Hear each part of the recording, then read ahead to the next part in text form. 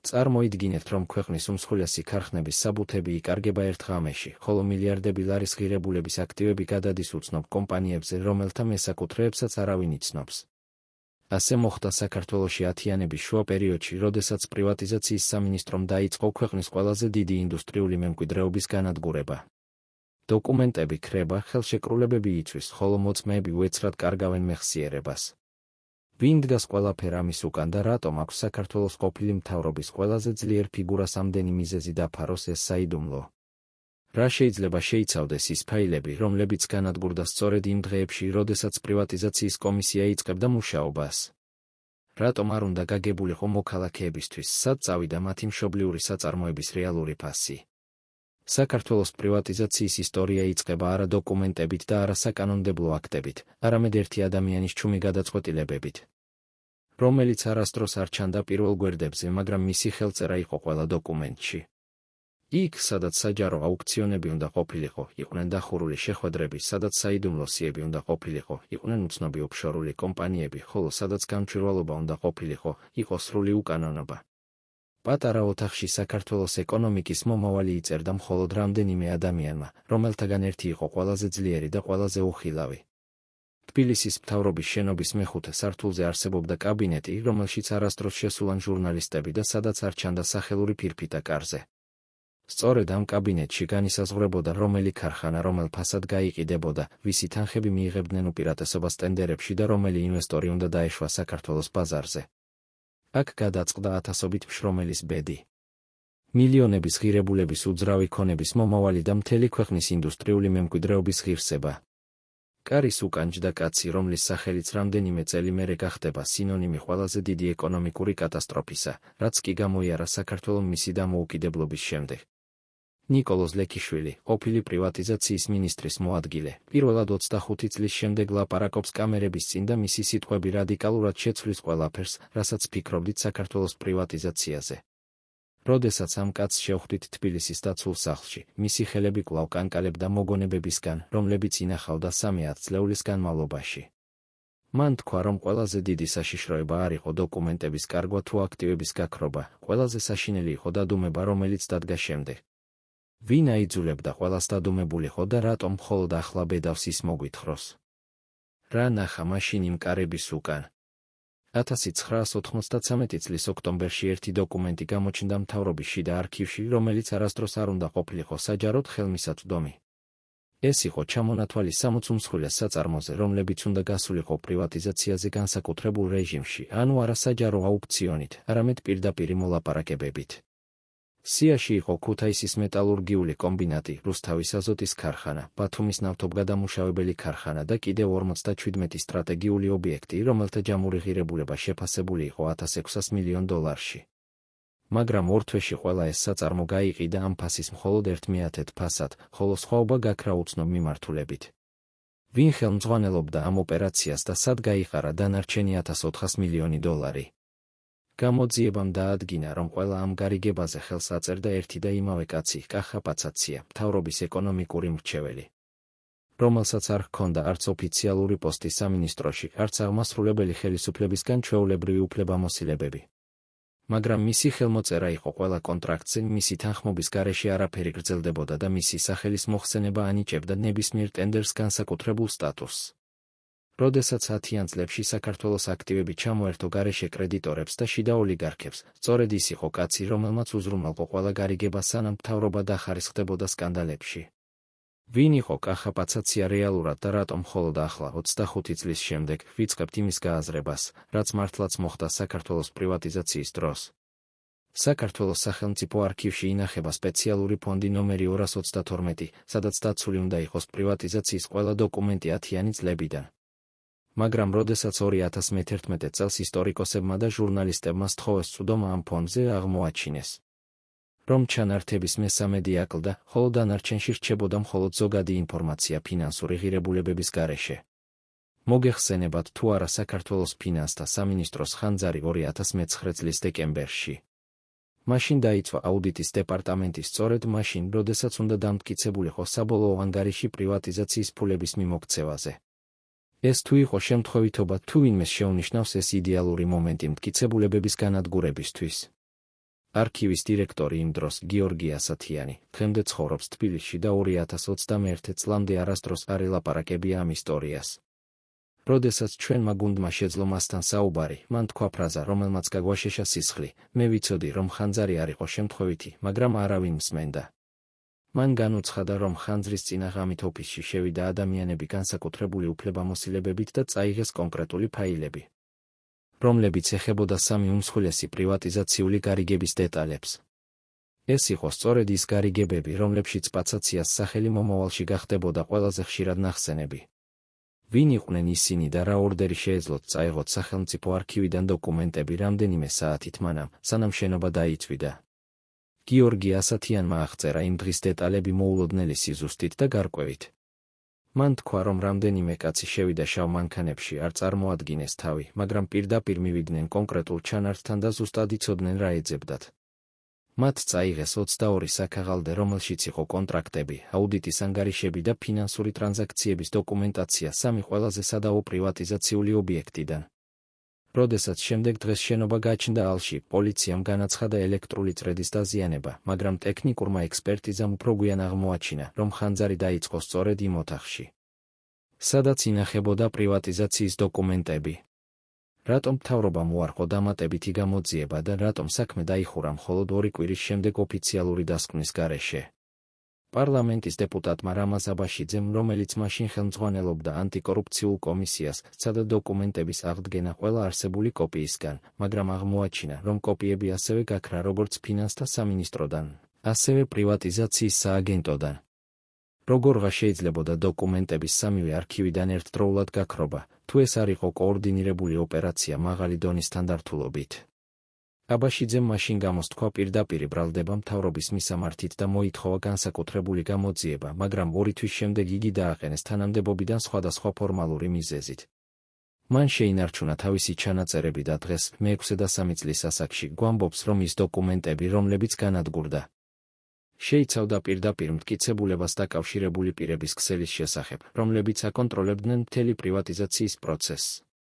ვინ იყვნენ ეს ადამიანები და რატომ ნებისმიერიც და მათი გამჟღავნების იმდენად სახიფათოდ აღიქმებოდა? საქართველოს პრივატიზაციის ისტორია განსაკუთრებულია იმით, რომ მთელი პროცესი მოხდა 2 ათეულობით თვეში, მაშინ, როდესაც სხვა პოსტსაბჭოთა ქვეყნებს დასჭირდებოდა 5 და მეტი წელი სტრატეგიული აქტივების განსანაწილებლად.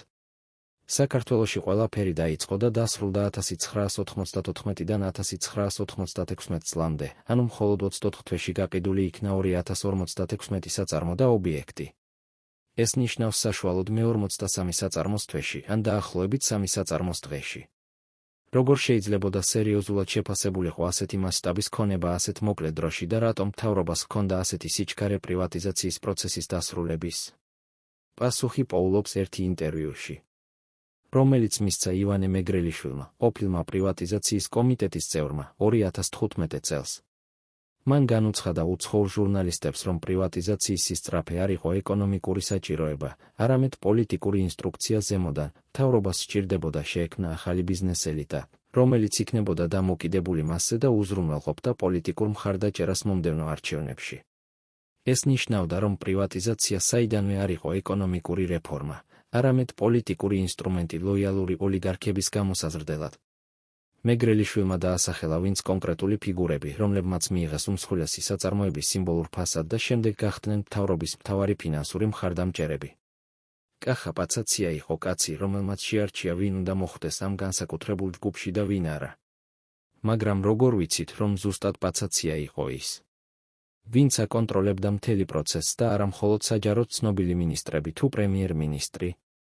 პასუხი მოიძებნება საფინანსო ტრანზაქციების ჩანაწერებში, რომლებიც გადარჩა ხანძრისგან და დღეს ინახება საერთაშორისო აუდიტის კომპანიის არქივში შვეიცარიაში. ამ დოკუმენტებში ნაჩვენებია, რომ ყველა მნიშვნელოვან გარიგებაზე საბოლოო თანხმობა იდებოდა არა სამინისტროს ოფიციალურ ოთახში, არამედ კერძო რეზიდენციაში, რომელიც ეკუთვნოდა პაცაციას ვაკის რაიონში. სწორედ იქ იკრიბებოდნენ რეალური მყიდველები და მთავრობის წარმომადგენლები დახურულ შეხვედრებზე, სადაც განისაზღვრებოდა, ვინ რა ფასად იღებდა რა ობიექტს და როგორ განაწილდებოდა ფული. იქ არ იყო ოფიციალური ოქმები, არ იყო სტენოგრამები და არ იყო საჯარო ანგარიშვალდებულება, მხოლოდ ჩუმი შეთანხმებები, რომლებიც შემდეგ ოფორმდებოდა საჯარო ტენდერების ფარგლში. რამდენიმე მოწმე, რომლებიც იმყოფებოდნენ იმ შეხვედრებზე, აღწერენ პაცაციას როგორც კაცს, რომელსაც ჰქონდა რეალური ძალაუფლება არა მხოლოდ საწარმოების განაწილებაზე, არამედ იმაზეც, ვის დაენიშნებოდა შემდგომი პოზიციები მთავრობაში. თუ ვიღაც არ ემორჩილებოდა მის გადაწყვეტილებებს ან ცდილობდა დამოუკიდებლად მოეპოვებინა რომელიმე აქტივი, ის სწრაფად კარგავდა თავის თანამდებობას ან აწყდებოდა სერიოზულ სამართლებრივ პრობლემებს. ერთ-ერთმა ყოფილმა ვიცე-მინისტრმა, რომლის სახელს არ გამოვიყენებთ მისი უსაფრთხოების მიზნით, თქვა, რომ პაცაცია იყო უფრო ძლიერი ვიდრე თვით პრემიერ-მინისტრი, რადგან მას ჰქონდა ინფორმაცია ყველაზე და ამით შეეძლო ნებისმიერის დაბლოკვა ნებისმიერ მომენტში. რატომ არავინ ბედავდა მის წინააღმდეგ გამოსვლას იმ წლებში და რატომ მხოლოდ ახლა იწყებენ ადამიანები ლაპარაკს, როდესაც გასული 25 წელია? თუ გავიხსენებთ 10-იანი წლების საქართველოს პოლიტიკურ ატმოსფეროს, მაშინ გასაგები ხდება, რატომ დადუმება იყო ერთადერთი უსაფრთხო ვარიანტი ყველასთვის. ვინც მოხვდა ამ სისტემის შიგნით? ქვეყანა ჯერ კიდევ იყო სამოქალაქო ომის შედეგებისგან ამოსასუნთქი მდგომარეობაში, პოლიტიკური სტაბილურობა იყო ფუჭი და ძალოვან სტრუქტურებს ჰქონდათ დავიწყებული ძალაუფლება რეალურ ცხოვრებაზე. ასეთ პირობებში კითხვების დასმა პრივატიზაციის გარშემო ნიშნავდა არა მხოლოდ კარიერის დასრულებას, არამედ პირად რისკსაც. რამდენიმე ჟურნალისტი, რომლებიც ცდილობდნენ გამოეძიებინათ პრივატიზაციის რეალური სქემები, აწყდნენ პრობლემებს, ვინმეს დაიხურა გაზეთი, ვინმეს დაუწყეს სისხლის სამართლებრივი დევნა ფინანსური დარღვევების გამო და ვინმეს უბრალოდ შესთავაზეს ფული, რომ დაედუმებინა. პაცაციას გარშემო შეიქმნა რგოლი დაცვისა და შიშისა, რომელიც არავის უშვებდა ახლოს მის რეალურ საქმიანობასთან. ერთადერთი სერიოზული მცდელობა პაცაციას როლის საჯაროდ გამოკვლევისა მოხდა 1995 წლის გაზაფხულზე. როდესაც პარლამენტის დროებითმა კომისიამ დაიწყო მოსმენები პრივატიზაციის ფინანსური ნაკადების შესახებ. კომისიას ხელმძღვანელობდა ოპოზიციური დეპუტატი თენგიზ კიტოვანი, რომელმაც ჰქონდა ამბიცია დაემტკიცებინა კორუფციის მასშტაბური სქემების არსებობა. კომისიამ მოითხოვა ყველა დოკუმენტი პრივატიზაციის სააგენტოდან და მოიწვია ყველა მონაწილე მოწმობის მისაცემად, მათ შორის თავად პაცაციაც. მაგრამ სწორედ კომისიის მუშაობის დაწყებიდან ერთი თვის შემდეგ მოხდა ის ხანძარი, რომელმაც გაანადგურა უმეტესი დოკუმენტაცია და კომისიას წაართვა რეალური საფუძველი გამოძიებისთვის. კიტოვანმა მაშინ გაამხილა, რომ ხანძარი არ იყო შემთხვევითი, მაგრამ მას არ ჰქონდა მტკიცებულებები და კომისია დაიშალა 2 თვის შემდეგ ყოველგვარი შედეგის გარეშე. დღეს 25 წლის შემდეგ თენგიზ კიტოვანი ცხოვრობს გერმანიაში და იშვიათად უბრუნდება საქართველოს, მაგრამ როდესაც მასთან ვისაუბრეთ ვიდეო ზარით. მან გითხრა, რომ ის დაჟინებით მიიჩნევს, რომ პრივატიზაცია იყო ყველაზე დიდი ქურდობა, რაც მოხდა დამოუკიდებელი საქართველოს ისტორიაში და რომ პაცაცია იყო ამ ოპერაციის მთავარი არქიტექტორი. მან თქვა, რომ უკან დარჩენილი დოკუმენტები, რომლებიც კომისიამ მაინც შეძლო მოეპოვებინა, აჩვენებდა, რომ რეალური ფასები იყო 10-ჯერ და ზოგჯერ 20-ჯერ უფრო მაღალი იმ ფასებზე, რითაც საბოლოოდ გაიყიდა საწარმოები. მაგალითად, ქუთაისის მეტალურგიული კომბინატი, რომელიც შეფასებული იყო 54 მილიონ დოლარად, გაიყიდა სულ 4 მილიონად და რუსთავის აზოტის ქარხანა, ღირებული 70 მილიონი, გადავიდა ახალ მესაკუთრეზე 12 მილიონით. სად გაქრა სხვაობა და როგორ შეიძლებოდა ასეთი დიდი დისკრეპანცია ხელმძღვანელობის თანხმობის გარეშე, კიტოვანმა ასევე გაამხილა, რომ არსებობდა სპეციალური ოფშორული კომპანიები, რომლებიც რეგისტრირებული იყვნენ კვიპროსში და პანამაში და რომლებიც გამოჩნდნენ როგორც ოფიციალური მყიდველები ყველაზე მსხვილ გარიგებებში. ამ კომპანიების რეალური მესაკუთრეები არასდროს გამჟღავნებულა, მაგრამ ფინანსური ნაკადების ანალიზი აჩვენებდა, რომ ფული, რომელიც გადაიხდა საწარმოებისთვის, არ მოდიოდა უშუალოდ ამ კომპანიებიდან, არამედ სხვა, უფრო რთული სტრუქტურებიდან, რომლებიც დაკავშირებული იყვნენ საქართველოს მაშინდელ პოლიტიკურ ელიტასთან. როდესაც კომისიამ სცადა ამ კავშირების გამოკვლევა, მათ უთხრეს, რომ საერთაშორისო საბანკო საიდუმლოება არ აძლევდა მათ უფლებას მიეღოთ ინფორმაცია ოფშორული კომპანიების შესახებ. მაგრამ რატომ საქართველოს მთავრობა არ მოითხოვდა ამ ინფორმაციის გამჟღავნებას, თუ მართლაც უნდოდა გამჭვირვალე პრივატიზაცია? პასუხი ამ კითხვაზე მოდის ერთი დოკუმენტიდან, რომელიც გამოქვეყნდა 2021 წელს პანამა პეიპერსის სკანდალის დროს. იქ აღმოჩნდა, რომ ერთ-ერთი ოფშორული კომპანია, რომელმაც იყიდა 3 უმსხვილესი საწარმო საქართველოში 10-იან წლებში, რეალურად ეკუთვნოდა ტრასტს, რომლის ბენეფიციარები იყვნენ 4 ადამიანი, 3 მათგანი იყვნენ ცნობილი ბიზნესმენები, რომლებიც მოგვიანებით გახდნენ საქართველოს უმდიდრესი ადამიანები, ხოლო მეოთხე იყო ადამიანი, რომლის სახელი დაშიფრული იყო ინიციალებით KP. ფინანსური ჟურნალისტების გამოძიებამ დაადგინა, რომ ეს ინიციალები შეესაბამებოდა კახა პაცაციას და რომ მისი წილი ამ ტრასტში იყო 25%. ეს ნიშნავდა, რომ პაცაცია არ იყო მხოლოდ პრივატიზაციის ორგანიზატორი, არამედ თავად იყო ერთ-ერთი ბენეფიციარი იმ გარიგებებისა, რომლებსაც ის აკონტროლებდა. როგორ შეიძლებოდა ასეთი ინტერესთა კონფლიქტი და რატომ არავინ არ ამჩნევდა ამას იმ დროს? საქართველოს საზოგადოებრივი აზრი 10-იან წლებში იყო კონცენტრირებული სხვა პრობლემებზე, ქვეყანა ჯერ კიდევ იბრძოდა აფხაზეთისა და სამხრეთ ოსეთის კონფლიქტების შედეგებთან, ეკონომიკა იყო კოლაფსის ზღვარზე. ხალხი ცხოვრობდა ელექტროენერგიის გარეშე და ფიქრობდა, როგორ გადაერჩინა ოჯახი, არა იმაზე თუ ვინ ყიდულობდა ქარხნებს. ამ ქაოსში პრივატიზაცია გამოიყურებოდა როგორც ტექნიკური საკითხი, რომელიც ეხებოდა მხოლოდ ეკონომისტებს და ბიუროკრატებს. მაგრამ რეალურად სწორედ ამ პერიოდში განისაზღვრა საქართველოს ეკონომიკური მომავალი მომდევნო 30 წლისთვის, ვინც მიიღო საწარმოები მაშინ, გახდა ოლიგარქი დღეს და ვინც დარჩა გარეთ, დარჩა სიღარიბეში. პაცაციამ იცოდა ეს და გამოიყენა ეს ისტორიული მომენტი, რომ შექმნა სისტემა, რომელშიც ის თავად იყო მთავარი მოგების მიმღები. მაგრამ როგორ მუშაობდა ეს სისტემა კონკრეტულად და როგორ ხდებოდა გადაწყვეტილებების მიღება იმის შესახებ, ვინ მიიღებდა რა საწარმოს?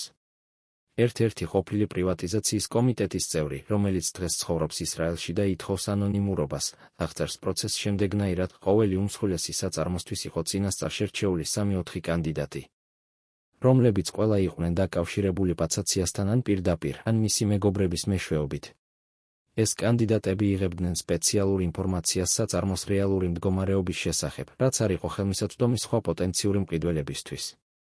მათ ასევე ეძლეოდათ დრო, რომ მოემზადებინათ ფინანსირება და შეექმნათ იურიდიული სტრუქტურები, რომლებიც გამოიყენებოდა შესყიდვისთვის. როდესაც მოდიოდა ოფიციალური ტენდერი, ეს კანდიდატები უკვე იყვნენ მზად და სხვა მონაწილეები ვერ ასწრებდნენ მათ. ამ სისტემის ყველაზე საინტერესო ელემენტი იყო ის, რომ ოფიციალურად ყველაფერი გამოიყურებოდა კანონიერად, იყო ტენდერები, იყო კონკურსი, იყო კომისიები, რომლებიც აფასებდნენ წინადადებებს. მაგრამ რეალურად გადაწყვეტილება უკვე მიღებული იყო კერძო შეხვედრებზე რამდენიმე კვირით ადრე და ოფიციალური პროცედურები იყო მხოლოდ ფორმალობა. ერთ-ერთ შემთხვევაში, როდესაც უცხოური კომპანია სცადა მონაწილეობა ტენდერში და შესთავაზა ფასი, რომელიც იყო ორჯერ უფრო მაღალი ვიდრე ადგილობრივი კანდიდატის წინადადება, მათ უთხრეს, რომ მათი დოკუმენტაცია არ შეესაბამებოდა ფორმალურ მოთხოვნებს და მათი განაცხადი არ იქნა განხილული. როდესაც ამ კომპანიამ სცადა სასამართლოში გასაჩივრება, საქმე გაიწელა 2 წლის განმავლობაში და საბოლოოდ დაიხურა ტექნიკური საფუძვლით. ვინ აძლევდა ინსტრუქციებს სასამართლოს და როგორ შეიძლებოდა ასეთი აშკარა დარღვევები იურიდიული სისტემის მხრიდან? პასუხი კვლავ მიგვიყვანს პაცაციასთან და მის კავშირებთან იუსტიციის სისტემაში. რამდენიმე ყოფილი მოსამართლე, რომლებიც მუშაობდნენ 10-იან წლებში, ადასტურებენ, რომ პრივატიზაციასთან დაკავშირებული საქმეები იყო განსაკუთრებულად მგრძნობიარე და მათზე გადაწყვეტილებები ხშირად მიიღებოდა არასამართლებრივი ანალიზის საფუძველზე, არამედ ზემოდან მოსული რეკომენდაციების მიხედვით. ერთ-ერთმა მოსამართლემ, რომელიც ახლა პენსიაზეა და ცხოვრობს თბილისში, გითხრა, რომ მას პირდაპირ უთხრეს, რომ კონკრეტული საქმე უნდა გადაწყვეტილიყო კონკრეტული გზით, რადგან ეს იყო სახელმწიფო ინტერესი. როდესაც მან სცადა წინააღმდეგობა, მას ჩამოართვეს საქმე და გადასცეს სხვა მოსამართლეს, რომელმაც მიიღო საჭირო გადაწყვეტილება. ეს იყო სისტემა, სადაც იურიდიული დამოუკიდებლობა იყო ილუზია და სადაც რეალური ძალაუფლება ეკუთვნოდა იმ ადამიანებს, რომლებიც აკონტროლებდნენ პრივატიზაციის პროცესს. საქართველოს პრივატიზაციის ერთ-ერთი ყველაზე სკანდალური ეპიზოდი დაკავშირებულია რუსთავის მეტალურგიულ ქარხანასთან, რომელიც იყო ქვეყნის უმსხვილესი ინდუსტრიული ობიექტი და დასაქმებული ჰყავდა 15,000 ადამიანი. ქარხანა შეფასებული იყო $130 მილიონ, მაგრამ 1995 წლის ნოემბერში ის გაიყიდა სულ 15 მილიონად ოფშორულ კომპანიაზე, რომელიც რეგისტრირებული იყო ბრიტანეთის ვირჯინის კუნძულებზე. ოფიციალური ახსნა იყო, რომ ქარხანა იყო ძალიან ცუდ მდგომარეობაში და საჭიროებდა დიდ ინვესტიციებს. ამიტომ არავინ არ სთავაზობდა უფრო მაღალ ფასს. მაგრამ ექსპერტების შეფასებით, ქარხნის მხოლოდ მიწის ღირებულება იყო $45 მილიონი, ხოლო დანადგარები და ინფრასტრუქტურა ღირდა კიდევ $70 მილიონს. როგორ შეიძლებოდა ასეთი დიდი დისკრეპანცია და ვინ იყო რეალური ბენეფიციარი ამ გარიგებისა? გამოძიებამ, რომელიც ჩატარდა 2015 წელს, აღმოაჩინა, რომ ოფშორული კომპანია, რომელმაც იყიდა რუსთავის ქარხანა, იყო დაკავშირებული რუსულ ბიზნეს ჯგუფთან, რომელსაც ჰქონდა ინტერესები მეტალურგიის სექტორში. მაგრამ უფრო საინტერესო იყო ის, რომ გარიგების ორგანიზებაში მონაწილეობდა საკონსულტაციო კომპანია, რომელიც ეკუთვნოდა პაცაციას ახლო მეგობარს და ბიზნეს პარტნიორს. ეს კომპანია მიიღო საკონსულტაციო ჰონორარი $2 მილიონი ოდენობით. რაც იყო 14% მთელი გარიგების ღირებულებისა. რატომ საჭირო იყო საკონსულტაციო კომპანია ასეთ მარტივ გარიგებაში და რატომ ეს კომპანია მიიღო ასეთ დიდ თანხას მომსახურებისთვის, რომელიც ჩვეულებრივ ღირს ბევრად ნაკლები? პასუხი ამ კითხვაზე მოდის ერთი ყოფილი თანამშრომლისგან ამ საკონსულტაციო კომპანიისა, რომელიც დღეს ცხოვრობს კანადაში და პირველად ლაპარაკობს ამ თემაზე. მან გითხრა, რომ საკონსულტაციო ჰონორარი რეალურად იყო გზა, რომ გადაეცათ ფული იმ ადამიანებისთვის, რომლებმაც უზრუნველყოს გარიგების წარმატება. კომპანია არ ასრულებდა რეალურ საკონსულტაციო მომსახურებას, ის მხოლოდ იყო შუამავალი, რომელიც იღებდა ფულს და შემდეგ ანაწილებდა მას სხვადასხვა ადამიანებზე, რომელთა სახელები არასდროს გამჟღავნდებოდა. ეს იყო კლასიკური სქემა, რომელიც გამოიყენებოდა ყველა მსხვილ გარიგებაში. ოფიციალურად ყველაფერი გამოიყურებოდა კანონიერად, მაგრამ რეალურად ფული მიდიოდა იმ ადამიანებთან, რომლებიც აკონტროლებდნენ პროცესს. პაცაცია იყო ერთ-ერთი მთავარი ბენეფიციარი ამ სქემისა და მისი როლი იყო უზრუნველყოს, რომ ყველაფერი წარიმართოს გლუვად და არავინ დაუსვამდა ზედმეტ კითხვებს. რუსთავის ქარხნის გარიგების შემდეგ დაიწყო მასობრივი გაფიცვები და პროტესტები, რადგან მუშები ხედავდნენ, რომ მათი საწარმო გაიყიდა სასაცილო ფასად და ახალი მესაკუთრეები არ აპირებდნენ წარმოების გაგრძელებას. არამედ აინტერესებდათ მხოლოდ მიწა და დანადგარების მეტალი. ათასობით ადამიანი გამოვიდა ქუჩებში და მოითხოვდა გარიგების გაუქმებას და ახალი ტენდერის ჩატარებას. მაგრამ მთავრობამ გამოიყენა პოლიცია პროტესტის დასაშლელად და რამდენიმე ლიდერი დააკავეს ხულიგნობის ბრალდებით. პრემიერ-მინისტრმა განაცხადა, რომ პრივატიზაცია იყო კანონიერი და გამჭვირვალე და რომ პროტესტები იყო ორგანიზებული პოლიტიკური ოპოზიციის მიერ, რომელიც ცდილობდა დესტაბილიზაციას. მაგრამ რატომ მთავრობა არ დათანხმდა დამოუკიდებელ აუდიტზე, რომელიც დაადასტურებდა გარიგების სამართლიანობას და რატომ ისინი ასე აგრესიულად რეაგირებდნენ ნებისმიერ კრიტიკაზე? პასუხი ამ კითხვაზე მდგომარეობს იმაში, რომ დამოუკიდებელი აუდიტი გამოავლენდა იმას, რასაც მთავრობა ცდილობდა დაეფარა, რომ პრივატიზაცია არ იყო ეკონომიკური რეფორმა, არამედ პოლიტიკური ინსტრუმენტი ახალი ელიტის შესაქმნელად და პირადი გამდიდრებისთვის. თუ ეს ინფორმაცია გახდებოდა საჯარო, მთავრობა დაკარგავდა ლეგიტიმაციას და შესაძლოა დაეცა. ამიტომ ისინი არჩევდნენ რეპრესიებს და დადუმებას ვიდრე გამჭვირვალობას და ანგარიშვალდებულებას. პაცაცია იყო კაცი, რომელიც უზრუნველყოფდა ამ სისტემის ფუნქციონირებას და რომელიც იცავდა მას ნებისმიერი საფრთხისგან. მისი ძალაუფლება იყო დაფუძნებული არაოფიციალურ პოზიციაზე, არამედ იმ ინფორმაციაზე, რაც მას ჰქონდა ყველაზე და იმ კავშირებზე, რომლებიც მას ჰქონდა ყველა მნიშვნელოვან ინსტიტუტში. 1996 წლის გაზაფხულზე, როდესაც პრივატიზაციის პროცესი უკვე მიდიოდა დასასრულს, მოხდა ერთი ინციდენტი, რომელმაც თითქმის გამოავლინა მთელი სისტემის რეალური არსი. ერთ-ერთმა უცხოელმა ჟურნალისტმა, რომელიც მუშაობდა ბრიტანულ გაზეთში, მოახერხა ხელი მოეწერა დოკუმენტებზე, რომლებიც აჩვენებდა კავშირს პრივატიზაციის ოფიციალურ სტრუქტურებსა და ოფშორულ კომპანიებს შორის. მან დაწერა სტატია, სადაც პირდაპირ დაასახელა პაცაციას როგორც ერთ-ერთ ბენეფიციარს და მოითხოვა საერთაშორისო გამოძიება. სტატია გამოქვეყნდა და გამოიწვია დიდი რეზონანსი დასავლეთში, მაგრამ საქართველოში მთავრობამ უარყო ყველა ბრალდება და განაცხადა, რომ ეს იყო დეზინფორმაცია. 2 კვირის შემდეგ ჟურნალისტს ჩამოართვეს აკრედიტაცია და აიძულეს დაეტოვებინა ქვეყანა. მისი სტატია წაიშალა გაზეთის ვებსაიტიდან და არავინ აღარ ლაპარაკობდა ამ თემაზე. რა მოხდა რეალურად და რატომ დასავლური მედია დათანხმდა დადუმებულიყო ასეთ სერიოზულ ბრალდებებზე? პასუხი ამ კითხვაზე დაკავშირებულია გეოპოლიტიკურ კონტექსტთან, რომელშიც საქართველო იმყოფებოდა 10-იან წლებში. ქვეყანა იყო სტრატეგიულად მნიშვნელოვანი დასავლეთისთვის, როგორც ბუფერი რუსეთთან და როგორც პოტენციური ენერგეტიკული დერეფანი. დასავლეთის მთავრობები არ იყვნენ დაინტერესებულნი საქართველოს დესტაბილიზაციით და ამიტომ არჩევდნენ დახუჭულ თვალებს კორუფციაზე, თუ ეს უზრუნველყოფდა პოლიტიკურ სტაბილურობას. ამ კონტექსტში პაცაციას როლი იყო არა მხოლოდ შიდა საქმე, არამედ ნაწილი უფრო დიდი გეოპოლიტიკური თამაშისა. მისი კავშირები ვრცელდებოდა არა მხოლოდ საქართველოში, არამედ რეგიონულ და საერთაშორისო დონეზეც და ეს აძლევდა მას დამატებით დაცვას ნებისმიერი გამოძიებისგან. ვინ იყვნენ მისი საერთაშორისო პარტნიორები და როგორ ისინი ეხმარებოდნენ მას ინახავდა თავის ძალაუფლებას. ერთ-ერთი ყველაზე საინტერესო დოკუმენტი, რომელიც გამოჩნდა ვიკილიქსის პუბლიკაციებში 2011 წელს, იყო ამერიკული საელჩოს ტელეგრამა, რომელიც გაგზავნილი იყო ვაშინგტონში 1996 წლის მარტში. ტელეგრამაში ელჩი აღწერდა შეხვედრას პაცაციასთან და აღნიშნავდა, რომ ეს ადამიანი იყო რეალური ძალაუფლების მქონე საქართველოს ეკონომიკურ პოლიტიკაში და რომ მასთან კარგი ურთიერთობა იყო აუცილებელი ამერიკული ინტერესების უზრუნველსაყოფად.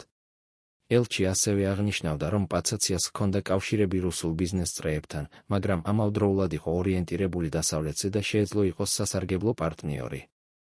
ეს ტელეგრამა აჩვენებს, რომ დასავლეთის დიპლომატები კარგად იცნობდნენ პაცაციას როლს და არჩევდნენ მასთან თანამშრომლობას ვიდრე მის გამოძიებას. რატომ ამერიკული საელჩო მხარს უჭერდა ადამიანს, რომელიც იყო ჩართული კორუფციულ სქემებში და რა იყო რეალური ინტერესები ამ თანამშრომლობის უკან? პასუხი მდგომარეობს იმაში, რომ გეოპოლიტიკა ხშირად აღემატება ეთიკურ მოსაზრებებს და რომ დასავლეთის მთავრობები ამჯობინებენ სტაბილურ, თუნდაც კორუმპირებულ პარტნიორებს ვიდრე ქაოსს და გაურკვევლობას. პაცაცია იყო კაცი, რომელიც შეეძლო უზრუნველყოს სტაბილურობა და რომელიც იყო მზად თანამშრომლობისთვის დასავლეთთან ენერგეტიკულ და სტრატეგიულ საკითხებში. ამის სანაცვლოდ ის იღებდა დაცვას და მხარდაჭერას, რაც აძლევდა მას შესაძლებლობას გაეგრძელებინა თავისი საქმიანობაში და ბაზარზე. ეს იყო ტიპიური მაგალითი იმისა, როგორ მუშაობს რეალური პოლიტიკა, არა იდეალების და პრინციპების საფუძველზე, არამედ ინტერესების და კომპრომისების საფუძველზე. მაგრამ რა იყო ფასი ამ კომპრომისისა საქართველოს ხალხისთვის და რამდენი დაიკარგა ქვეყანამ იმის გამო, რომ დასავლეთმა არჩია დახუჭული თვალები კორუფციაზე. საქართველოს პრივატიზაციის შედეგები გახდა აშკარა მხოლოდ რამდენიმე წლის შემდეგ, როდესაც გახდა ნათელი, რომ უმეტესობა საწარმოებისა, რომლებიც გაიყიდა, არ განაგრძობდა წარმოებას, არამედ დაიხურა და გაიყიდა ნაწილებად. ათასობით მუშა დარჩა სამუშაოს გარეშე, მთელი ქალაქები, რომლებიც იყვნენ დამოკიდებულნი ერთ დიდ საწარმოზე, გაღარიბდნენ და ქვეყნის ინდუსტრიული პოტენციალი განადგურდა. ის, რაც უნდა ყოფილიყო ეკონომიკური რეფორმა, გადაიქცა ეკონომიკურ კატასტროფად, რომლის შედეგები გრძნობს საქართველოს დღემდე. ვინ არის პასუხისმგებელი ამ კატასტროფაზე და რატომ არავინ არ დაისაჯა იმ დანაშაულებისთვის, რაც ჩადენილი იქნა პრივატიზაციის სახელით? 1997 წლის ზაფხულში. როდესაც უკვე ნათელი იყო პრივატიზაციის კატასტროფული შედეგები, საქართველოს პარლამენტმა შექმნა სპეციალური საგამოძიებო კომისია, რომელმაც უნდა გაარკვია, სად გაიხარჯა პრივატიზაციიდან მიღებული თანხები. ოფიციალური ციფრები აჩვენებდა, რომ სახელმწიფომ მიიღო 452 მილიონი დოლარი ყველა გაყიდული საწარმოდან, მაგრამ სახელმწიფო ბიუჯეტში აისახა მხოლოდ 138 მილიონი. სად გაქრა დანარჩენი 314 მილიონი დოლარი? კომისიამ მოითხოვა ყველა ფინანსური დოკუმენტი პრივატიზაციის სააგენტოდან, ეროვნული ბანკიდან და ფინანსთა სამინისტროდან. მაგრამ რაც მიიღეს იყო არასრული ინფორმაცია, წაშლილი ჩანაწერები და დოკუმენტები, სადაც ციფრები არ ემთხვეოდა ერთმანეთს. როდესაც კომისიის თავმჯდომარემ მოითხოვა პირდაპირ ახსნა პაცაციასგან. მას უთხრეს, რომ პაცაცია იმყოფებოდა საზღვარგარეთ სამედიცინო მკურნალობაზე და არ შეეძლო დაბრუნება რამდენიმე თვის განმავლობაში. რატომ სწორედ ამ მომენტში პაცაციას დასჭირდა გრძელვადიანი მკურნალობა და რატომ მთავრობა არ აიძულებდა მას დაბრუნებულიყო ასეთ კრიტიკულ მომენტში? კომისიის წევრმა ლევან ბერიძემ, რომელიც დღეს ცხოვრობს ავსტრიაში და მუშაობს საერთაშორისო აუდიტის კომპანიაში, პირველად ლაპარაკობს იმაზე, რაც რეალურად მოხდა იმ გამოძიების დროს. მან გითხრა, რომ კომისიამ აღმოაჩინა არსებობა პარალელური ფინანსური სისტემისა, რომელიც მუშაობდა პრივატიზაციის ოფიციალური სტრუქტურების გვერდით. ეს სისტემა მოიცავდა რამდენიმე კერძო ბანკს, რომლებიც იყვნენ რეგისტრირებული ოფშორულ იურისდიქციებში, მაგრამ ჰქონდათ ოფისები თბილისში. სწორედ ამ ბანკებში გადიოდა რეალური ფული პრივატიზაციიდან და სწორედ აქედან ის ნაწილდებოდა იმ ადამიანებზე, რომლებიც იყვნენ ჩართულნი სქემაში. ბერიძემ თქვა, რომ როდესაც კომისიამ სცადა ამ ბანკების ფინანსური ოპერაციების გამოკვლევა, მათ უთხრეს, რომ ეს ბანკები არ ექვემდებარებოდნენ საქართველოს იურისდიქციას და რომ მათი დოკუმენტაცია იყო დაცული საბანკო საიდუმლოებით. როგორ შეიძლებოდა ბანკებმა, რომლებიც მუშაობდნენ საქართველოში და ემსახურებოდნენ საქართველოს მოქალაქეებს, არ ექვემდებარებოდნენ ადგილობრივ კანონმდებლობას? პასუხი იყო მარტივი, ეს ბანკები იყვნენ შექმნილი სპეციალურად ამ მიზნისთვის და მათი იურიდიული სტრუქტურა იყო ისე აგებული, რომ თავიდან აეცილებინათ ნებისმიერი კონტროლი. ისინი იყვნენ რეგისტრირებული როგორც უცხოური იურიდიული პირები, მაგრამ მათი რეალური საქმიანობა ხდებოდა საქართველოში. ეს იყო კლასიკური სქემა, რომელიც გამოიყენებოდა მთელ პოსტსაბჭოთა სივრცეში, შექმნის სტრუქტურა, რომელიც ფორმალურად არის გარეთ, მაგრამ რეალურად მუშაობს შიგნით და ამით თავიდან აიცილო ნებისმიერი ანგარიშვალდებულება. პაცაცია იყო ერთ-ერთი ინიციატორი ამ სისტემის შექმნისა და მისი როლი იყო უზრუნველყოს, რომ ყველაფერი მუშაობდა გლუვად და არავინ შეეძლო შეღწევა რეალურ ფინანსურ ნაკადებში. ბერიძემ თქვა, რომ როდესაც კომისიამ სცადა ამ ინფორმაციის საჯაროდ გახმოვანება, მათ დაემუქრნენ სასამართლო დევნით დიფამაციის გამო და კომისიის თავმჯდომარეს აიძულეს გადადგომა. რატომ მთავრობა ასე აგრესიულად იცავდა ამ სისტემას და ვინ იყო რეალური ბენეფიციარები, რომლებსაც ჰქონდათ ასეთი ძალაუფლება? ერთ-ერთი ყველაზე შოკისმომგვრელი აღმოჩენა, რომელიც გააკეთა კომისიამ, იყო არსებობა სპეციალური ფონდისა, რომელიც იწოდებოდა სტაბილიზაციის ფონდი და რომელიც თითქოს შექმნილი იყო პრივატიზაციიდან მიღებული თანხების ნაწილის დაზოგვისთვის მომავალი კრიზისების შემთხვევაში. ოფიციალურად ამ ფონდში უნდა ყოფილიყო 140 მილიონი დოლარი. მაგრამ როდესაც კომისიამ მოითხოვა ამ ფონდის აუდიტი, აღმოჩნდა, რომ ფონდში რეალურად იყო მხოლოდ 12 მილიონი. დანარჩენი 128 მილიონი გაიხარჯა სხვადასხვა მიზნებისთვის, რომლებიც არ იყო დეტალურად დოკუმენტირებული. ფონდის დირექტორმა განაცხადა, რომ ფული გაიხარჯა სახელმწიფო საჭიროებებისთვის მთავრობის გადაწყვეტილებით, მაგრამ არ შეეძლო წარმოედგინა კონკრეტული დოკუმენტები იმის შესახებ, სად და როგორ გაიხარჯა ეს თანხები. როდესაც კომისიამ მოითხოვა ამ გადაწყვეტილებების ავტორების დასახელება, მათ უთხრეს, რომ ეს იყო კოლექტიური გადაწყვეტილებები და არავინ არ შეეძლო დაესახელებინა კონკრეტული პასუხისმგებელი პირები. როგორ შეიძლებოდა 128 მილიონი დოლარის გაქრობა ყოველგვარი დოკუმენტაციის და პასუხისმგებლობის გარეშე? ლევან ბერიძემ გითხრა, რომ კომისიამ მოახერხა ხელი მოეწერა ერთ დოკუმენტზე, რომელიც აჩვენებდა, რომ სტაბილიზაციის ფონდიდან დიდი თანხები გადავიდა კერძო კომპანიებზე, რომლებიც ოფიციალურად ასრულებდნენ საკონსულტაციო მომსახურებებს სახელმწიფოსთვის. ამ კომპანიების სიაში იყო რამდენიმე ფირმა, რომლებიც დაკავშირებული იყვნენ პაცაციასთან და მის ახლო გარემოცვასთან. ერთ-ერთმა კომპანიამ მიიღო 32 მილიონი დოლარი საკონსულტაციო მომსახურებისთვის, რომელიც თითქოს ეხებოდა პრივატიზაციის სტრატეგიის შემუშავებას. მაგრამ როდესაც კომისიამ მოითხოვა ამ მომსახურების კონკრეტული შედეგები და ანგარიშები, აღმოჩნდა, რომ არ არსებობდა არანაირი წერილობითი დოკუმენტაცია იმის შესახებ, რა სამუშაო რეალურად შესრულდა. ეს იყო უბრალოდ გზა ფულის გადასატანად სახელმწიფო ბიუჯეტიდან კერძო ჯიბეებში და პაცაცია იყო ერთ-ერთი მთავარი ორგანიზატორი ამ სქემისა. რატომ არავინ არ დაისაჯა ამ აშკარა თაღლითობისთვის და როგორ შეძლო პაცაციამ თავის დაღწევა ნებისმიერი სამართლებრივი შედეგისგან? პასუხი ამ კითხვაზე მდგომარეობს იმაში, რომ პაცაციას ჰქონდა დაცვა არა მხოლოდ საქართველოს შიგნით, არამედ საერთაშორისო დონეზეც. მისი კავშირები ვრცელდებოდა რუსულ, ევროპულ და ამერიკულ ბიზნეს წრეებში და ეს აძლევდა მას შესაძლებლობას გამოეყენებინა საერთაშორისო იურიდიული ინსტრუმენტები თავისი დასაცავად. როდესაც საქართველოს პროკურატურამ სცადა მის წინააღმდეგ სისხლის სამართლის საქმის აღძვრა, მან დაიქირავა ერთ-ერთი ყველაზე ძვირადღირებული საერთაშორისო იურიდიული ფირმა, რომელმაც დაბლოკა ყველა მცდელობა მისი დევნისა. ფირმამ განაცხადა, რომ პაცაცია იყო უცხოური მოქალაქე, მას ჰქონდა კვიპროსის პასპორტი, რომელიც მიიღო 1995 წელს და რომ საქართველოს არ ჰქონდა იურისდიქცია მის მიმართ. ეს იყო კიდევ ერთი ელემენტი მისი დაცვის სისტემისა, წინასწარმომზადებული გასასვლელი გზები, რომლებიც საშუალებას აძლევდა მას თავიდან აეცილებინა ნებისმიერი პასუხისმგებლობა. 1988 წელს, როდესაც საქართველოში მოხდა ეკონომიკური კრიზისი და ქვეყანა აღმოჩნდა ვალების ტვირთის ქვეშ, გახდა ნათელი, რომ პრივატიზაციიდან მიღებული თანხები, რომლებიც უნდა გამოყენებულიყო ეკონომიკის განვითარებისთვის, რეალურად გაქრა უცნობ მიმართულებით. ქვეყანა იძულებული გახდა მიემართა საერთაშორისო საფინანსო ორგანიზაციებისთვის დახმარებისთვის და მიიღოს ესხები, რომლებიც დღემდე უხდის. საერთაშორისო სავალუტო ფონდმა და მსოფლიო ბანკმა მოითხოვეს სრული აუდიტი პრივატიზაციის პროცესისა, მაგრამ საქართველოს მთავრობამ წარუდგინა მათ არასრული ინფორმაცია და განაცხადა, რომ ბევრი დოკუმენტი დაიკარგა ხანძრებისა და ტექნიკური პრობლემების გამო. საერთაშორისო ორგანიზაციებმა მიიღეს ეს ახსნა და არ დააჟინეს სრულ გამოძიებაზე, რადგან მათი პრიორიტეტი იყო პოლიტიკური სტაბილურობის შენარჩუნება, არა ისტორიული სამართლიანობის აღდგენა. რატომ საერთაშორისო ორგანიზაციები არჩევდნენ დახუჭულ თვალებს ასეთ მასშტაბურ კორუფციაზე და რა იყო რეალური ფასი ამ კომპრომისისა საქართველოს მომავლისთვის? დღეს, 25 წლის შემდეგ, საქართველოს კვლავ განიცდის პრივატიზაციის შედეგებს, ქვეყანას არ აქვს განვითარებული ინდუსტრია, უმუშევრობის დონე რჩება მაღალი და ეკონომიკა დამოკიდებულია უცხოურ ინვესტიციებზე და გარე დახმარებაზე. ის საწარმოები, რომლებიც შეეძლოთ ყოფილიყვნენ ეკონომიკური განვითარების საფუძველი, განადგურდნენ ან გაიყიდნენ უცხოურ კომპანიებზე, რომლებიც არ აინტერესებთ ადგილობრივი განვითარება.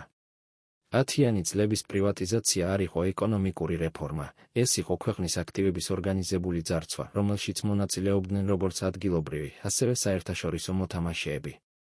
კახა პაცაცია იყო ერთ-ერთი მთავარი არქიტექტორი ამ სისტემისა და მისი როლი იყო უზრუნველყოს, რომ ყველაფერ გამოიყურებოდეს ლეგალურად, მაშინ როდესაც რეალურად ხდებოდა ერთ-ერთი ყველაზე დიდი ეკონომიკური დანაშაული პოსტსაბჭოთა ისტორიაში. მაგრამ სად არის პაცაცია დღეს და რა ხდება იმ ადამიანებთან, რომლებიც იყვნენ ჩართულნი ამ სისტემაში? ზოგიერთი მათგანი კვლავ ცხოვრობს საქართველოში და უკავია მაღალი პოზიციები ბიზნესში თუ პოლიტიკაში, ზოგი გადავიდა საზღვარგარეთ და ცხოვრობს ფუფუნებაში ევროპის თუ ამერიკის დედაქალაქებში. პაცაციას შესახებ ინფორმაცია არის ფრაგმენტული, ზოგიერთი წყარო ამბობს, რომ ის ცხოვრობს შვეიცარიაში, სხვები ამბობენ, რომ ის გადავიდა ისრაელში, ხოლო ზოგიერთი ამტკიცებს, რომ ის კვლავ ინარჩუნებს კავშირებს საქართველოსთან და აგრძელებს ბიზნეს საქმიანობას ოფშორული კომპანიების მეშვეობით. რაც ცნობილია ზუსტად არის ის, რომ მან არასდროს არ გასცა ინტერვიუ, არასდროს არ გამოჩენილა საჯაროდ და არასდროს არ უპასუხა კითხვებს თავისი როლის შესახებ პრივატიზაციის პროცესში. ეს დადუმება თავისთავად არის ყველაზე ძლიერი მტკიცებულება იმისა, რომ მას აქვს რაღაც დასამალი. 2021 წელს ერთმა საერთაშორისო გამომძიებელმა ჟურნალისტმა სცადა პაცაციას მოძებნა და მასთან ინტერვიუს აღება. მან გაატარა 18 თვემის კვალზე, მოგზაურობდა რამდენიმე ქვეყანაში და ესაუბრა ათეულობით ადამიანს, რომლებიც იცნობდნენ მას. საბოლოოდ მან მოახერხა პაცაციას ადგილმდებარეობის დადგენა, ის ცხოვრობდა ციურიხის გარეუბანში, მდიდრულ რაიონში, სადაც ბევრი საერთაშორისო ბიზნესმენი და ყოფილი პოლიტიკოსი ცხოვრობს. ჟურნალისტმა სცადა მასთან დაკავშირება, მაგრამ პაცაციას ადვოკატებმა გაუგზავნეს წერილი, სადაც აფრთხილებდნენ მას ნებისმიერი პუბლიკაციის წინააღმდეგ და ემუქრებოდნენ სასამართლო დევნით. ჟურნალისტმა მაინც გამოაქვეყნა სტატია, სადაც აღწერდა პაცაციას როლს საქართველოს პრივატიზაციაში და მის ამჟამინდელ ცხოვრებას შვეიცარიაში. სტატია გამოიწვია რეზონანსი საქართველოში. მაგრამ არც ერთმა ოფიციალურმა ორგანომ არ დაიწყო გამოძიება და არც ერთმა მთავრობამ არ მოითხოვა პაცაციას ექსტრადიცია. რატომ საქართველოს ხელისუფლება არ აინტერესებს ამ ადამიანის პასუხისმგებლობის დაკისრება და რა შეიძლება ნიშნავდეს ეს დადუმება? პასუხი შესაძლოა მდგომარეობს იმაში, რომ პაცაციას კვლავ აქვს ინფორმაცია და კავშირები, რომლებიც საშიშროა ბევრი ადამიანისთვის, რომლებიც დღეს უკავიათ ძალაუფლების პოზიციები საქართველოში. მისი დადუმება არის ნაწილი შეთანხმებისა, ის არ ლაპარაკობს იმაზე, რაც იცის და სანაცვლოდ მას არავინ ეხება. ეს არის ტიპიური სიტუაცია, როდესაც ყველა მხარე აინტერესებს სიმართლის დამალვა, რადგან სიმართლის გამჟღავნება საფრთხეს შეუქმნის ყველას. პრივატიზაციის რეალური ისტორია რჩება დაფარული, რადგან ძალიან ბევრი ძლიერი ადამიანი იყო ჩართული ამ სისტემაში და ძალიან ბევრი ფული გაქრა უცნობ მიმართულებით.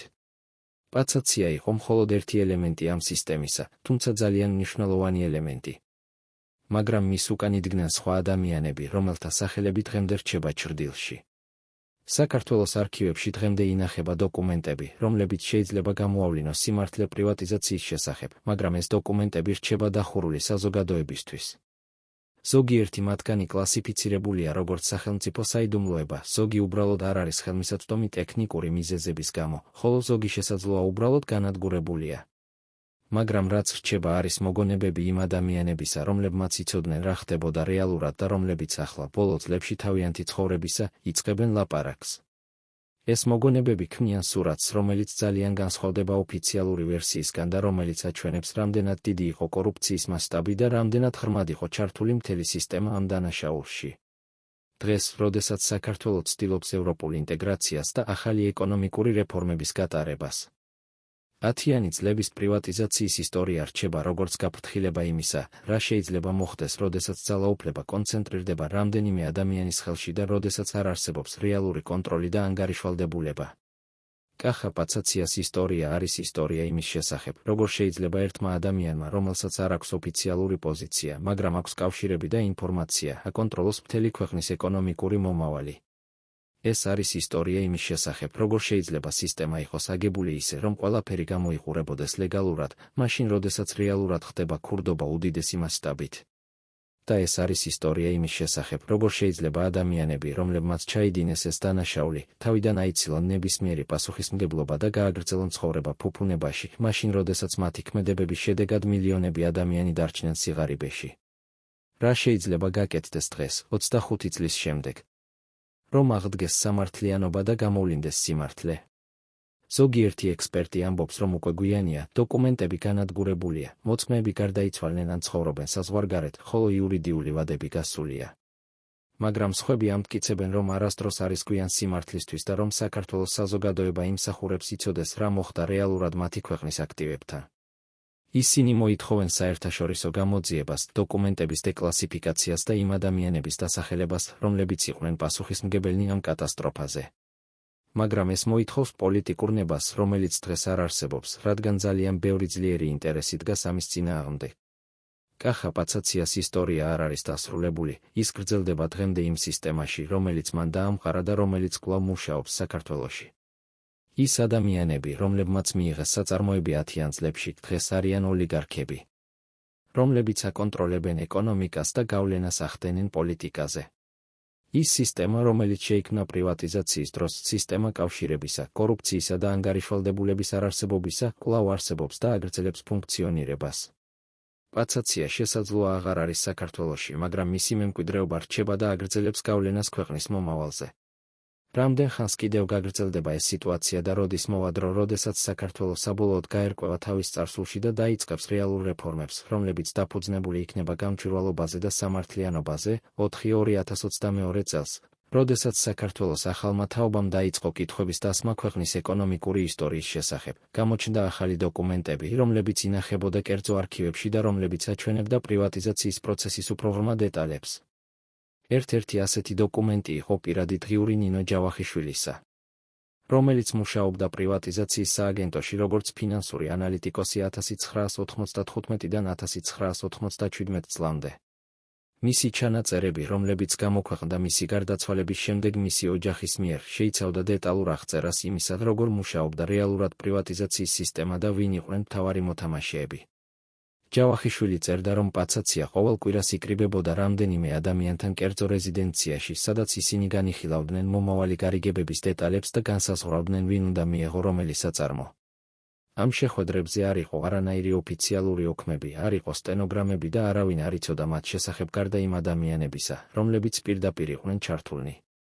ჯავახიშვილი წერდა, რომ ის თავად არასდროს არ ყოფილა ამ შეხვედრებზე, მაგრამ იცოდა მათ შესახებ, რადგან ხედავდა, როგორ იცვლებოდა გადაწყვეტილებები მათ შემდეგ და როგორ ემთხვეოდა ყველაფერი იმას, რაც თითქოს წინასწარ იყო დაგეგმილი.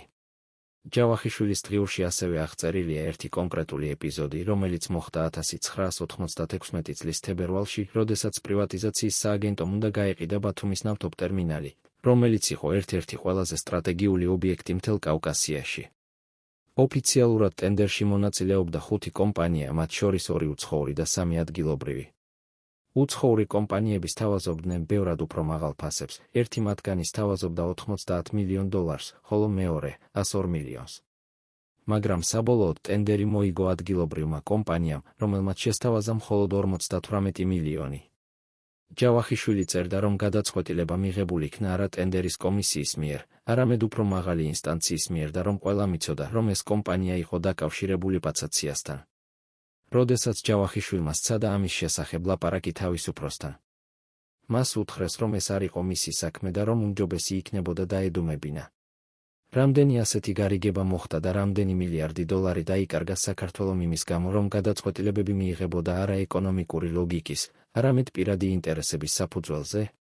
ჯავახიშვილის დღიური ასევე შეიცავს ინფორმაციას იმის შესახებ, თუ როგორ ხდებოდა ფულის განაწილება პრივატიზაციიდან მიღებული თანხებიდან. ის წერდა, რომ არსებობდა სპეციალური სისტემა, რომელიც იწოდებოდა კომპენსაციის ფონდი და რომელიც თითქოს შექმნილი იყო იმ ადამიანებისთვის, რომლებმაც დაკარგეს თავიანთი ქონება სამოქალაქო ომის დროს. ოფიციალურად ამ ფონდში უნდა გადასულიყო 20% პრივატიზაციიდან მიღებული თანხებისა, რაც შეადგენდა დაახლოებით $98 მილიონ. მაგრამ რეალურად ამ ფონდში გადავიდა მხოლოდ 12 მილიონი, ხოლო დანარჩენი 86 მილიონი გაიხარჯა სხვა მიზნებისთვის, რომლებიც არასდროს არ დეტალიზებულა. ჯავახიშვილი წერდა, რომ ის ხედავდა, როგორ გადიოდა ფული კერძო კომპანიებზე, რომლებიც ოფიციალურად ასრულებდნენ სხვადასხვა მომსახურებებს, მაგრამ რეალურად იყვნენ მხოლოდ შუამავლები ფულის გადასატანად. პაცაცია იყო ერთ-ერთი მთავარი კონტროლერი ამ სისტემისა და მისი როლი იყო უზრუნველყოს, რომ ფული მიდიოდა სწორ ადამიანებთან და არავინ არ სვამდა ზედმეტ კითხვებს. ჯავახიშვილის დღიურის ერთ-ერთი ყველაზე შოკისმომგვრელი ჩანაწერი ეხება 1996 წლის აგვისტოს, როდესაც ის შემთხვევით მოისმინა საუბარი ორ მაღალჩინოსანს შორის, რომლებიც ლაპარაკობდნენ იმაზე, თუ როგორ უნდა განადგურებულიყო კონკრეტული დოკუმენტები, რომლებიც შეიცავდა ინფორმაციას რეალური ბენეფიციარების შესახებ. ერთ-ერთი მათგანი ამბობდა, რომ პაცაციამ მოითხოვა ამ დოკუმენტების სრული განადგურება, რადგან ისინი შეიძლებოდა გამხდარიყო საფრთხე მთელი სისტემისთვის. მეორე პასუხობდა, რომ ყველაფერი უკვე მოწყობილი იყო და რომ დოკუმენტები განადგურდებოდა იმ კვირაში. ჯავახიშვილი წერდა, რომ ის შეშინდა ამ საუბრის მოსმენის შემდეგ და გადაწყვიტა დაეწერა ყველაფერი, რაც იცოდა, რათა ოდესმე მომავალში ეს ინფორმაცია არ დაკარგულიყო. მისი დღიური გახდა ერთ-ერთი ყველაზე მნიშვნელოვანი დოკუმენტი, რომელიც ადასტურებს პრივატიზაციის რეალურ ბუნებას და იმ ადამიანების როლს, რომლებიც აკონტროლებდნენ მას. მაგრამ ჯავახიშვილის დღიური არ არის ერთადერთი წყარო, რომელიც ადასტურებს პაცაციას ცენტრალურ როლს პრივატიზაციის პროცესში. 2022 წელს გამოჩნდა კიდევ ერთი დოკუმენტი, ეს იყო აუდიო ჩანაწერი შეხვედრისა, რომელიც მოხდა 1995 წლის ოქტომბერში პაცაციას რეზიდენციაში. ჩანაწერი გააკეთა ერთ-ერთმა მონაწილემ, რომელიც შემდგომში გახდა მთავრობის კრიტიკოსი და რომელმაც შეინახა ეს ჩანაწერი როგორც დაზღვევა საკუთარი უსაფრთხოებისთვის. ჩანაწერში ისმის, როგორ პაცაცია განიხილავს რამდენიმე მომავალ გარიგებას და როგორ ის ანაწილებს საწარმოებს სხვადასხვა ადამიანებზე. ის ლაპარაკობს ძალიან ღიად და პირდაპირ, ამბობს ვინ რამდენს უნდა გადაიხადოს, ვინ რა პროცენტს მიიღებს და როგორ უნდა მოწყობილიყო ყველაფერი, რომ გარედან გამოიყურებოდეს ლეგალურად. ერთ მომენტში ის ამბობს ფრაზას, რომელიც გახდა ყველაზე ციტირებული ამ მთელი ისტორიიდან: ჩვენ არ ვაკეთებთ პრივატიზაციას, ჩვენ ვანაწილებთ ქვეყანას იმათ შორის, ვინც იმსახურებს ამას. ეს ფრაზა იდეალურად გამოხატავს იმ ფილოსოფიას, რომელიც იდგა პრივატიზაციის პროცესის უკან. ეს არ იყო ეკონომიკური რეფორმა, რომელიც მიზნად ისახავდა ეფექტიანობის გაზრდას და ინვესტიციების მოზიდვას, არამედ პოლიტიკური ინსტრუმენტი ახალი ელიტის შესაქმნელად, რომელიც იქნებოდა ლოიალური მთავრობის მიმართ. პაცაცია იყო არქიტექტორი ამ სისტემისა და მისი როლი იყო უზრუნველყოს, რომ ყველაფერი წარიმართოს გეგმის მიხედვით. აუდიო ჩანაწერი ასევე შეიცავს დისკუსიას იმის შესახებ, თუ როგორ უნდა მოეპყრათ იმ ადამიანებს, რომლებიც ცდილობდნენ ჩარევას პროცესში ან სვამდნენ ზედმეტ კითხვებს. პაცაცია ამბობს, რომ ასეთი ადამიანები უნდა დაშინდნენ ან დაიყიდონ და თუ ეს არ მუშაობს, მაშინ უნდა მოეშორონ თავიანთი პოზიციებიდან. ეს იყო სისტემა, სადაც არ იყო ადგილი დამოუკიდებელი აზრისთვის და სადაც ყველა უნდა ემორჩილებოდა ერთ ლოგიკას იმათ, ვინც აკონტროლებდა ძალაუფლებას. აუდიო ჩანაწერის გამოქვეყნებამ გამოიწვია დიდი სკანდალი საქართველოში და მოითხოვეს ახალი გამოძიება პრივატიზაციის პროცესის შესახებ. მაგრამ მთავრობამ განაცხადა, რომ ჩანაწერი შეიძლებოდა იყოს ყალბი და რომ არ არსებობდა საკმარისი მტკიცებულება მისი ავთენტურობის დასადასტურებლად. ექსპერტებმა, რომლებმაც გაანალიზეს ჩანაწერი, დაადასტურეს, რომ ხმა რეალურად ეკუთვნოდა პაცაციას და რომ ჩანაწერი არ იყო მანიპულირებული, მაგრამ ეს არ იყო საკმარისი იმისთვის, რომ დაწყებულიყო ოფიციალური გამოძიება. პაცაციას ადვოკატებმა განაცხადეს, რომ ჩანაწერი იყო მიღებული უკანონოდ, კერძო საუბრის ფარულად ჩაწერით და რომ ის არ შეიძლებოდა გამოყენებულიყო როგორც მტკიცებულება სასამართლოში. ისინი ასევე ემუქრებოდნენ სასამართლო დევნით იმ ადამიანს, რომელმაც გამოაქვეყნა ჩანაწერი, დიფამაციის გამო. ეს იყო ტიპიური ტაქტიკა, იურიდიული ინსტრუმენტების გამოყენება იმისთვის, რომ დაბლოკილიყო სიმართლის გამჟღავნება და დაშინებულიყვნენ ისინი, ვინც ცდილობდა ინფორმაციის საჯაროდ გახმოვანებას. მაგრამ რატომ პაცაცია და მისი გუნდი ასე აგრესიულად რეაგირებდნენ ნებისმიერ მცდელობაზე გამოეძიებინათ პრივატიზაციის რეალური ისტორია? პასუხი მდგომარეობს იმაში, რომ თუ სიმართლე გამჟღავნდებოდა, ეს არ იქნებოდა მხოლოდ ისტორიული საკითხი, ეს შეეხებოდა კონკრეტულ ადამიანებს, რომლებიც დღეს კვლავ უკავიათ ძალაუფლების პოზიციები და რომლებიც აკონტროლებენ დიდ ქონებას. თუ დადგინდებოდა, რომ პრივატიზაცია იყო უკანონო და რომ საწარმოები გაიყიდა არასამართლიანად, მაშინ შეიძლებოდა დაწყებულიყო პროცესები ამ გარიგებების გაუქმების შესახებ და ქონების დაბრუნების შესახებ სახელმწიფოსთვის. ეს იქნებოდა კატასტროფა იმ ადამიანებისთვის, რომლებმაც ააშენეს თავიანთი ქონება პრივატიზაციის საფუძველზე.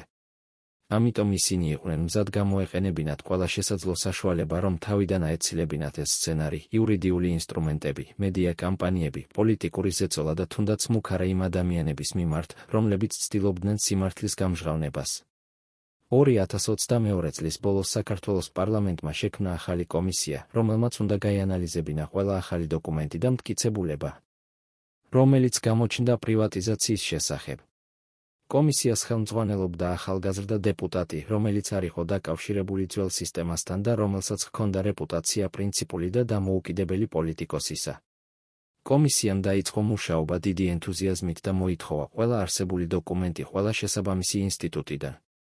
მაგრამ ძალიან სწრაფად გახდა ნათელი, რომ კომისია აწყდებოდა იმავე პრობლემებს, რაც წინა კომისიებს. დოკუმენტები იყო არასრულები, ბევრი ინფორმაცია იყო დაკარგული და ბევრი ადამიანი, რომელთა მოწმობა იყო აუცილებელი, ცხოვრობდნენ საზღვარგარეთ და არ იყვნენ მზად თანამშრომლობისთვის. კომისიამ სცადა პაცაციას მოწვევა მოწმობის მისაცემად, მაგრამ მისმა ადვოკატებმა განაცხადეს, რომ ის იყო ძალიან ავად და არ შეეძლო მოგზაურობა საქართველოში. როდესაც კომისიამ შესთავაზა ვიდეო ზარით მოწმობის მიცემა, ადვოკატებმა უარი თქვეს და განაცხადეს, რომ პაცაციას ჯანმრთელობის მდგომარეობა არ აძლევდა მას შესაძლებლობას მონაწილეობა მიეღო ნებისმიერ მოსმენაში. კომისიის მუშაობა გაგრძელდა 14 თვის განმავლობაში და ამ დროის განმავლობაში მან მოახერხა მოეპოვებინა ბევრი ახალი ინფორმაცია და მოესმინა ათეულობით მოწმის ჩვენება. საბოლოო ანგარიში, რომელიც გამოქვეყნდა 2023 წლის მარტში, შეიცავდა დასკვნას, რომ პრივატიზაციის პროცესი იყო ღრმად დარღვეული და რომ არსებობდა მტკიცებულებები კორუფციისა და ინტერესთა კონფლიქტის შესახებ. ანგარიშში პირდაპირ დასახელდა პაცაცია როგორც ერთ-ერთი მთავარი ფიგურა, რომელიც აკონტროლებდა პროცესს და რომელიც ჰქონდა პირადი ინტერესები ბევრ გარიგებაში. კომისიამ რეკომენდაცია გაუწია მთავრობას დაეწყო სისხლის სამართლის გამოძიება და მოეთხოვა პაცაციას ექსტრადიცია საქართველოში. მაგრამ ეს რეკომენდაციები არასდროს არ განხორციელდა. მთავრობამ განაცხადა, რომ არ არსებობდა საკმარისი იურიდიული საფუძველი სისხლის სამართლის საქმის აღძვრისთვის და რომ ექსტრადიციის მოთხოვნა იქნებოდა უშედეგო, რადგან პაცაცია იყო უცხოური მოქალაქე და ცხოვრობდა ქვეყანაში, რომელიც არ ჰქონდა ექსტრადიციის ხელშეკრულება საქართველოსთან. კომისიის ანგარიშის გამოქვეყნების შემდეგ საქართველოში დაიწყო დებატები იმის შესახებ, თუ რა უნდა გაკეთდეს შემდეგ. ზოგიერთი პოლიტიკოსი და აქტივისტი მოითხოვდა რადიკალურ ნაბიჯებს, პრივატიზაციის გარიგებების გადახედვას, ქონების დაბრუნებას სახელმწიფოსთვის და იმ ადამიანების დასჯას, რომლებიც იყვნენ ჩართულნი კორუფციულ სქემებში. მაგრამ სხვები ამბობდნენ, რომ ეს იქნებოდა ძალიან დესტაბილიზირებელი და რომ უმჯობესი იქნებოდა წინ გადახედვა და ფოკუსირება მომავალზე, ვიდრე წარსულზე. ეს დებატები გრძელდება დღემდე და საქართველოს საზოგადოება რჩება გაყოფილი იმის შესახებ, თუ როგორ უნდა მოეპყრას ამ რთულ ისტორიულ მემკვიდრეობას. მაგრამ რაც ნათელია არის ის, რომ პრივატიზაციის ისტორია არ არის მხოლოდ ისტორიული საკითხი, ეს არის ცოცხალი საკითხი, რომელიც აგრძელებს გავლენას საქართველოს ეკონომიკურ და პოლიტიკურ რეალობაზე დღემდე. კახა პაცაციას ისტორია არის ისტორია იმის შესახებ, როგორ შეიძლება ერთმა ადამიანმა, რომელსაც აქვს სწორი კავშირები და სწორი ინფორმაცია, აკონტროლოს მთელი ქვეყნის ეკონომიკური ტრანსფორმაცია და გამოიყენოს ეს ძალაუფლება პირადი გამდიდრებისთვის. ეს არის ისტორია იმის შესახებ, როგორ შეიძლება სისტემა იყოს აგებული ისე, რომ ყველაფერი გამოიყურებოდეს ლეგალურად და ფორმალურად სწორად, თავიდან აიცილონ ნებისმიერი პასუხისმგებლობა და გააგრძელონ ცხოვრება ფუფუნებაში, მაშინ როდესაც მათი ქმედებების შედეგად მილიონები ადამიანი განიცადეს ეკონომიკური კატასტროფა. დღეს, როდესაც საქართველო ცდილობს ევროპულ ინტეგრაციას და ახალი ეკონომიკური მოდელის ჩამოყალიბებას, პრივატიზაციის ისტორია რჩება როგორც გაფრთხილება და როგორც გაკვეთილი. გაფრთხილება იმის შესახებ, თუ რა შეიძლება მოხდეს, როდესაც ძალაუფლება არ არის კონტროლირებადი და როდესაც არ არსებობს რეალური ანგარიშვალდებულება. გაკვეთილი იმის შესახებ, რომ ეკონომიკური რეფორმები უნდა იყოს გამჭვირვალე, ინკლუზიური და დაფუძნებული საზოგადოების ინტერესებზე, არა კერძო ინტერესებზე. მაგრამ ეს გაკვეთილი ჯერ კიდევ არ არის სრულად ათვისებული და საქართველო კვლავ იბრძვის იმ სისტემის მემკვიდრეობასთან, რომელიც შეიქმნა 10-იანი წლების პრივატიზაციის დროს. ის სტრუქტურები, რომლებიც შეიქმნა მაშინ, ოლიგარქული კაპიტალიზმი, კავშირებზე დაფუძნებული ბიზნესი, კორუფციული ქსელები კვლავ არსებობენ და აგრძელებენ გავლენას ქვეყნის განვითარებაზე. კახა პაცაციას სახელი დღეს არის სინონიმი იმ ეპოქისა, როდესაც საქართველომ დაკარგა ისტორიული შანსი ჩამოეყალიბებინა ჯანსაღი ბაზრის ეკონომიკა და შეექმნა სამართლიანი საზოგადოება. მის ნაცვლად ქვეყანამ მიიღო სისტემას, სადაც ქონება კონცენტრირდა რამდენიმე ხელში, სადაც ეკონომიკური ძალაუფლება გადაიქცა პოლიტიკურ ძალაუფლებად და სადაც ჩვეულებრივი მოქალაქეები დარჩნენ გარეთ ეკონომიკური წარმატების შესაძლებლობებისგან. ეს არის მძიმე მემკვიდრეობა, რომელთანაც საქართველო უნდა გაუმკლავდეს, თუ უნდა მომავალში რეალური პროგრესი. მაგრამ ეს მოითხოვს არა მხოლოდ ახალ კანონებს და ახალ ინსტიტუტებს, არამედ ფუნდამენტურ ცვლილებას იმ კულტურაში და იმ მენტალიტეტში, რომელიც შეიქმნა 10-იანი წლების გამოცდილებიდან. რამდენ ხანს კიდევ გაგრძელდება პაცაციას ჩრდილი საქართველოს ეკონომიკაზე? რამდენ ხანს კიდევ იქნება ქვეყანა მოჭედილი იმ სისტემით, რომელიც შეიქმნა მაშინ? ეს კითხვები რჩება ღია და პასუხები დამოკიდებული იქნება იმაზე, თუ როგორ გადაწყვეტს საქართველოს საზოგადოება და პოლიტიკური ელიტა მოეპყრას ამ რთულ მემკვიდრეობას. ერთი რამ ნათელია, სანამ არ იქნება სრული გამჭვირვალობა იმის შესახებ, რა მოხდა რეალურად პრივატიზაციის დროს, სანამ არ იქნება რეალური ანგარიშვალდებულება იმ ადამიანებისგან, რომლებიც იყვნენ პასუხისმგებელნი ამ პროცესზე და სანამ არ იქნება სამართლიანი შეფასება იმ ზიანისა, რაც მიადგა ქვეყანას, საქართველო ვერ შეძლებს სრულად წინ წასვლას და ჯანსაღი ეკონომიკური სისტემის ჩამოყალიბებას. პაცაციას ისტორია არ უნდა დარჩეს როგორც უბრალოდ ისტორიული ეპიზოდი, ეს უნდა იყოს გაკვეთილი მომავალი თაობებისთვის იმის შესახებ, თუ რა არ უნდა მოხდეს და როგორ უნდა დაიცვას საზოგადოება საკუთარი ინტერესები ძალაუფლების ბოროტად გამოყენებისგან.